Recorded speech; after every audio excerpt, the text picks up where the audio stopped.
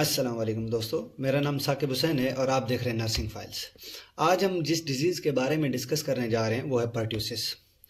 Pertussis जिसे हम whopping कफ के नाम से जानते हैं या आम ज़बान में जिसे काली खांसी या बड़ी खांसी के नाम से जाना जाता है, जो कि एक हाईली कंटीजियस रेस्पिरेटरी इन्फेक्शन है जो मोस्टली चिल्ड्रन और एडोलिसेंट्स को जो है वो इन्फेक्ट करता है।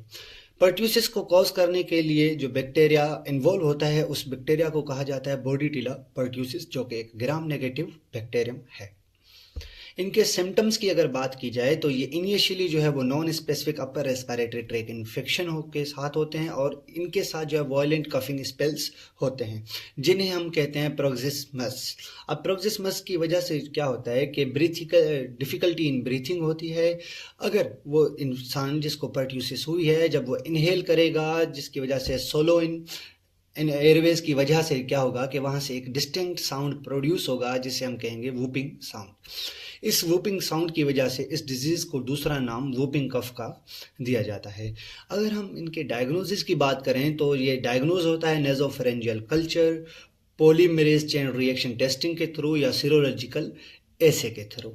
इनके लिए जो बेस्ट ट्रीटमेंट एंटीबायोटिक की क्लास है उस क्लास का नाम है मैक्रोलाइड्स, जो ज़्यादातर इनके खिलाफ जो है वो अफेक्टिव होती हैं।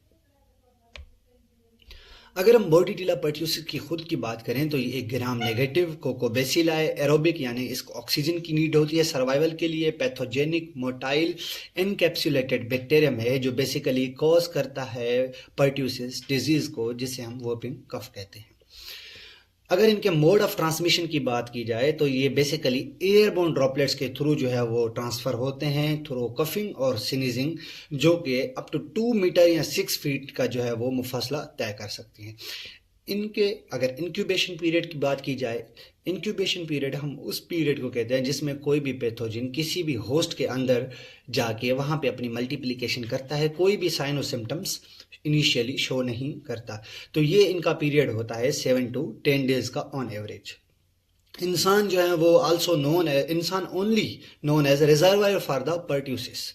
तो इंसानों में जो है वो ये डिजीज़ कॉज हो सकती है और ये एज अ रिजर्वायर के तौर पे भी काम करते हैं बोर्डिटिला पर्ट्यूसिस के लिए। और बोर्डिटिला पर्ट्यूसिस जो है वो एक हाईली कंटीजियस बैक्टीरियम है जो तकरीबन 80% जो लोग होते हैं वो इनके कॉन्टेक्ट के थ्रू जो है वो उनमें डिजीज़ फैलती है।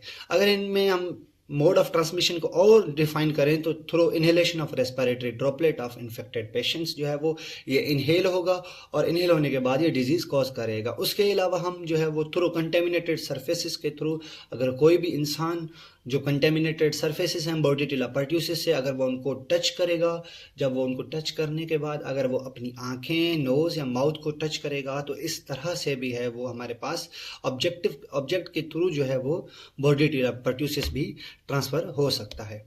उसके अलावा अगर हम इनके पैथोजेनेसिस की बात करें तो इसको हम डिस्कस करते हैं अभी एक डायग्राम के थ्रू।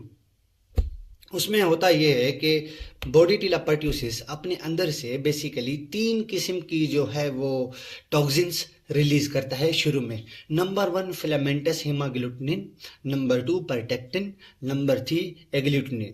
अब ये तीनों हमारे पास टॉक्सिन्स क्या करती हैं या जिन्हें हम एंटीजेंस कहते हैं, ये क्या करती हैं कि इस बोर्डिटिला पर्ट्यूसिस के बैक्टीरियम को हमारे पास रेस्पिरेटरी जो एपिथेलिया होती है उसके साथ अटैच करने में मदद देती हैं। जब ये अटैच हो जाता है तो अपने अंदर से ये क्या करता है कि एक और हमारे पास टॉक्सिन रिलीज करता है, जिस टॉक्सिन को हम नाम देते हैं ट्रेकियल साइटोटॉक्सिन का।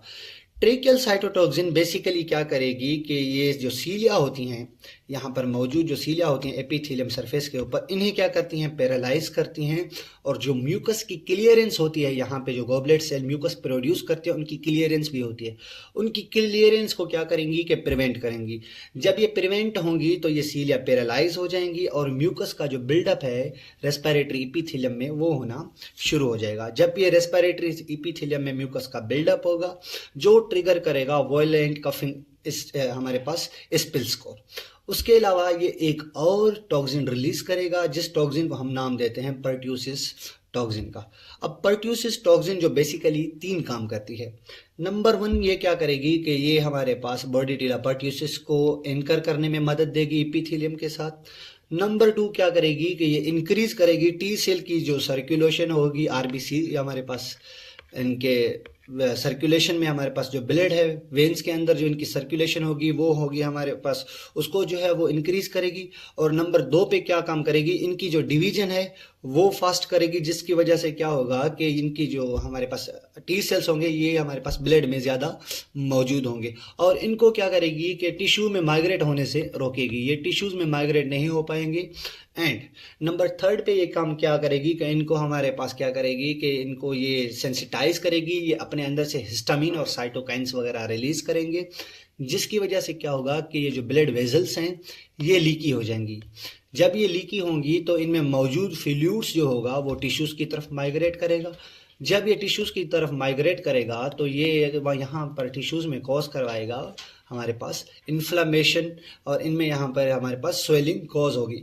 इस स्वेलिंग की वजह से जो एयरवे स्पेस होगी वो नैरो होगी और जब ये इंसान खांसेगा तो इसमें हमारे पास वूप का साउंड जो है वो प्रोड्यूस होगा और इस तरह से वूप का साउंड प्रोड्यूस हो के इस डिजीज़ को दूसरा नाम दिया जाता है वूपिंग साउंड का।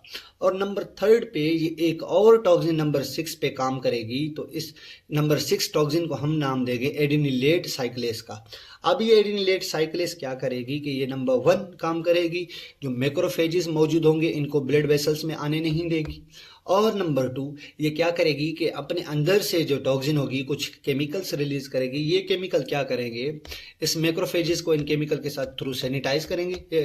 और जब ये सेंसिटाइज हो जाएंगे तब ये क्या करेंगे कि एक अपने अंदर से एपोप्टोसिस का प्रोड्यूस जो अमल है वो शुरू करेंगे। जब ये एपोप्टोसिस का प्रोसेस शुरू होगा तो इन मैक्रोफेजेस की जो है वो डेथ होना शुरू हो जाएगी और इनकी जो है ब्लड में कमी होना शुरू हो जाएगी, जिसकी वजह से ये मैक्रोफेजेस फेगोसाइटोसिस का अमल नहीं कर पाएंगे और इस बैक्टीरियम को जो है टिश्यू से वार्ड ऑफ करने में जो है वो काबिल नहीं होंगे और ये नाकाम हो जाएंगे, जिसकी वजह से ये डिजीज़ का जो प्रोसेस है ये लॉन्ग टर्म चलता रहेगा। और इस तरह से इन टॉक्सिन की मदद से बॉर्डिटिला परट्यूसिस अपना जो सर्वाइवल है वो टिश्यूज़ के अंदर कायम रखता है। अगर हम इनकी क्लिनिकल मैनिफेस्टेशन की बात करें तो clinical manifestation on the basis of disease progress जो है वो डिफाइन किया जाता है। जब हमारे पास 7 to 10 डेज का जो इंक्यूबेशन पीरियड होता है वो ख़त्म होगा तो उसके बाद आएगी डायरेक्ट स्टेज नंबर 1 जिसे हम कहते हैं कैटरल स्टेज। इस कैटरल स्टेज में हमारे पास होता ये है कि पेशेंट रनी नोज जिसे हम रेनोरिया कहते हैं, low grade fever, mild occasional coughs, और ये stage catarrhal stage highly contiguous होती है जिसमें क्या होता है कि इन्फेक्शन के फैलने के चांसेस ज़्यादा होते हैं और ये चलती है 1 to 2 वीक्स तक। उसके बाद हमारे पास दूसरी स्टेज आएगी जिसे हम कहेंगे प्रोक्सिमल स्टेज। ये हमारे पास 1 to 6 वीक तक चलेगी और ये 10 वीक तक भी एक्सटेंड हो सकती है। इसमें क्या है कि न्यूमेरियस फिट्स पड़ेंगे, हमारे पास कफ्स के रैपिड कफ्स होंगी और जिसके साथ क्या होगा कि वूपिंग साउंड जो है वो प्रोड्यूस होता रहेगा। और जब ये इंसान खांस कर क्या करेगा, इसको जो है वो उल्टियाँ आना शुरू हो जाएंगी और उन उल्टियों को हम नाम देते हैं प्रोक्सिमस का, और ऑन द बेसिस ऑफ प्रोक्सिमस हम इस स्टेज का नाम देते हैं प्रोक्सिमल स्टेज। उसके बाद आती है थर्ड स्टेज जिसे हम कहते हैं कॉन्वालिसेंट स्टेज।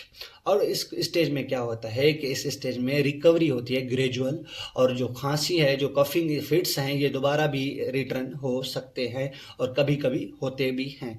तो ये स्टेज चलती है हमारे पास तकरीबन 2 to 3 वीक्स तक। इनके अगर कॉम्प्लिकेशन की बात करें तो इनमें कॉम्प्लिकेशन में सबसे अहम खतरा होता है सेकेंडरी इन्फेक्शंस का। अब सेकेंडरी इन्फेक्शन इस तरह से होते हैं जब ये बॉर्डिटिला परट्यूसिस रेस्पिरेटरी जो होगा हमारे पास लेयर्स होंगे उनको कॉम्प्रोमाइज़ करेगा तो वहाँ पर हमारे पास नमूनिया होने के चांसेस ज़्यादा होते हैं और ओटाइटिस मीडिया जो कान का इन्फेक्शन होता है उसके चांसेस भी ज़्यादा होते हैं। उसके अलावा कुछ रेस्पिरेटरी कॉम्प्लिकेशंस होगी जिसमें हाइपोक्सिया होगा, एपनिया वगैरह होगा due to the impaired gas exchange. और इन रेयर केसेस जो है वो CNS की जो कॉम्प्लिकेशंस हैं वो भी आ सकती हैं जिसमें इंसेफेलोपैथी और पेशेंट को सीजर्स भी आते हैं क्योंकि हाइपोक्सिया और सेकेंडरी इन्फेक्शन की वजह से। अगर हम इनके डायग्नोसिस की बात करें तो नेज़ोफेरेंजियल कल्चर, सीरोलॉजिकल टेस्टिंग या PCR जो टेस्टिंग है इनके थ्रू इनको डायग्नोस किया जाता है। PCR जो टेस्ट है ये सबसे हमारे पास मोस्ट सेंसिटिव और प्रेफर्ड टेस्ट होती है बॉर्डिटिला परट्यूसिस को डायग्नोस करने के लिए। जो नंबर 1 पे स्टेज आती है कैटरल स्टेज, इसको जो है वो हमारे पास डिस्टिंग्विश करना दूसरी डिजीज से, जैसे ब्रोंकाइटिस हो गया, इन्फ्लुएंजा हो गया, एडिनोवायरस हो गया, या हमारे पास ट्यूबरक्लोसिस का इन्फेक्शन हो गया, इनसे डिस्टिंग्विश करना इनको इस स्टेज में मुश्किल होता है। और हमारे पास दूसरा ये होता है कि जब ये कल्चर्स हमारे पास नेजोफेरेंजियल स्पेसिमेन के थ्रू किए जाते हैं तो 80 to 90% जो पेशेंट होते हैं उनमें ये हमारे पास कल्चर्स जो हैं वो पॉजिटिव आते हैं ऑन द कैटरल और प्रोक्सिमल स्टेजेस में, क्योंकि जो इनका हमारे पास बोर्डिटिला पर्ट्यूसिस का जो इंक्यूबेशन पीरियड होता है ये हमारे पास लॉन्ग होता है। तो लेबोरेटरी जो है वो नोटिफाई करते हैं कि इस पेशेंट को एज अ सस्पेक्टेड के तौर पे पर्ट्यूसिस हो सकती है। अगर हम सीबीसी की बात करें तो सीबीसी जो पर्ट्यूसिस के पेशेंट होंगे उनमें ल्यूकोसाइटोसिस या लिम्फोसाइटोसिस जो है वो बढ़े हुए आएंगे, जो इंडिकेट करेंगे इम्यून रिस्पॉन्स को।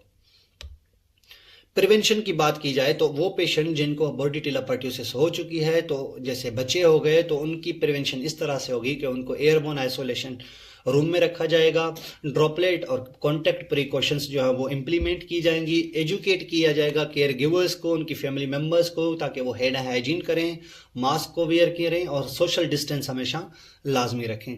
उसके अलावा अगर हम वैक्सीनेशन की बात करें तो इनमें जो है वो DTaP के नाम से वैक्सीन आती है जो रिकमेंड होती है 7 साल से कम उम्र के बच्चों के लिए।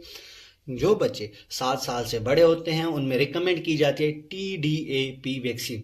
इनमें मोस्ट जो है वो फ़र्क है क्या, की डिफरेंस क्या है? जो DTaP होती है वो फुल स्ट्रेंथ प्रोटेक्शन देती है अगेंस्ट डिप्थेरिया, टेटनस और पर्ट्यूसिस के लिए, और जो TDAP के नाम से हमारे पास वैक्सीन आती है वो फुल स्ट्रेंथ प्रोटेक्शन देती है अगेंस्ट हमारे पास टेटनस के लिए। और जो लोग हमारे पास डोजेज होते हैं उनमें मौजूद वो डिप्थेरिया और पर्ट्यूसिस के लिए भी हमारे पास प्रोटेक्शन देती है, लेकिन हमारे पास लोअर लेवल पे।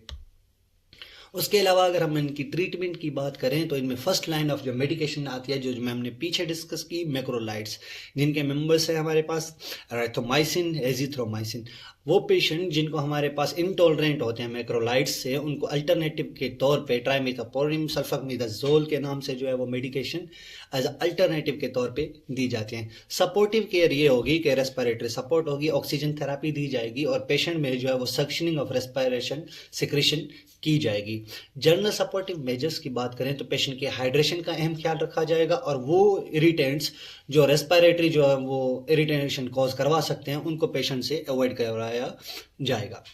नर्सिंग इंटरवेंशन की बात की जाए तो सबसे अहम जो नर्सिंग की प्रायोरिटी होती है वो होती है पेशेंट का एयरवे, उसको मेंटेन किया जाए, ऑस्कल्टेट किया जाए लंग्स को, ताकि कोई भी प्रेजेंस हो हमारे पास एडवेंटिशियस ब्रेथ साउंड्स की तो उनको जो है वो आइडेंटिफाई करके हेल्थ केयर प्रोवाइडर को इन्फॉर्म किया जाए।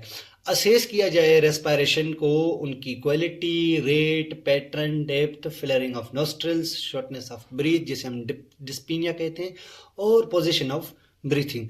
पेशेंट की एजुकेशन के हवाले से उनको एजुकेट किया जाए about coughing, positioning, fluid intake और प्रिस्क्राइब्ड मेडिकेशन वो टाइम पे लें ताकि वो जल्दी से जल्दी रिकवर हो जाए। और प्रोवाइड करेंगे चेस्ट फिजियोथेरापी, पोस्चरल ड्रेनेज और परकशन को। Any disturbance can participate serial paroxysmal coughing and anoxia, और anoxia को हम कहते हैं chronic hypoxia. So the ill infant should keep in the dark, quiet room and disturbed as little as possible.